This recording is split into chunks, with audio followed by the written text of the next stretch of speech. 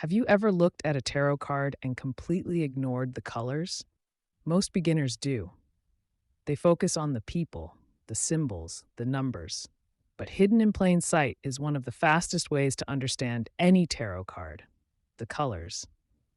Today, I want to challenge you to read tarot differently, not through keywords, not through memorized meanings, but through color. And here's the interesting part. If you can learn to understand what colors are saying, you'll start seeing messages in the cards that many readers miss entirely. I also have a full video called The Secret Meaning of Colors in Tarot, where I go through each color and its meaning in detail. So if you enjoyed today's exercise and want to understand color symbolism on a deeper level, you'll find the link in the description below. Stay with me until the end because we're going to test your color reading skills with 5 tarot cards. We'll start with cards dominated by a single color and gradually move into cards where multiple colors work together. By the final card, you'll be reading color symbolism like a tarot detective. Let's begin. Our first card is the Ace of Cups. Take a good look at it. Forget everything you know about the traditional meaning. Imagine you've never seen this card before. What color stands out first? For most people, it's blue. Blue water, blue sky, blue everywhere. Now ask yourself, what does all this blue suggest? Take a moment before answering. Does it feel peaceful, emotional, spiritual, reflective, healing? Pause the video if you need more time. Really look at the card. When I look at all that blue, I immediately think of emotional depth, openness, receptivity. This doesn't feel like a card that is pushing forward aggressively. It feels like a card inviting us to receive, to listen, to connect with our feelings.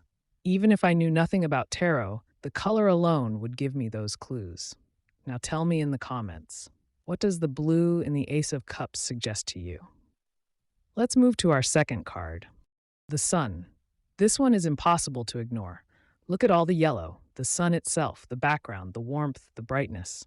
Now ask yourself, why is there so much yellow? What is the card trying to emphasize? Take a moment and think. Yellow often represents clarity, confidence, awareness, optimism, understanding. And that's exactly how this card feels. Open, bright, honest. Now imagine replacing all that yellow with gray. Would it still feel joyful? Would it still feel uplifting? Would it still feel hopeful? Probably not. And that's why color matters. It changes the emotional experience of the card before we even begin interpreting it. Now let's make things a little more challenging. Our third card is Strength. This time I want you to focus on the red. Before I say anything else, ask yourself, how does the red change the message? Does it make the card feel more powerful, more passionate, more courageous, more determined?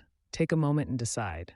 Red brings energy, life force, action, confidence. When I look at Strength, the red doesn't feel aggressive. It feels controlled, focused, intentional. It's the energy of courage rather than force. Now imagine the same card colored mostly blue. Would it still feel as bold? Would it still feel as confident? The image might stay the same, but the emotional message would change dramatically. Now we're ready for something more advanced. Our fourth card is the Chariot. Take a good look. This time we're not focusing on just one color. We're looking at the entire color palette. What colors do you notice first? The blue armor, the yellow background, the black and white sphinxes, the red details. There's a lot happening here. Now ask yourself, what story are these colors telling together? The blue might suggest focus and control. The yellow might suggest confidence and purpose. The black and white sphinxes immediately create a feeling of opposing forces that need to be balanced, and the red adds determination and forward momentum. Even if you had never seen the Chariot before, the colors alone tell you this card is moving. It has direction, it has purpose, it knows where it's going. Before we continue, tell me in the comments, which color contributes the most to the message of the Chariot? I'd love to hear your thoughts. Now for our final challenge, the Six of Wands. Take a moment and study the card carefully. What colors stand out most? For me, it's the combination of red and yellow. Now ask yourself, how do those colors work together? What feeling do they create? What message do they reinforce? Take a moment before continuing. Yellow often suggests visibility, recognition, success, being seen. Red brings confidence, drive, ambition, momentum.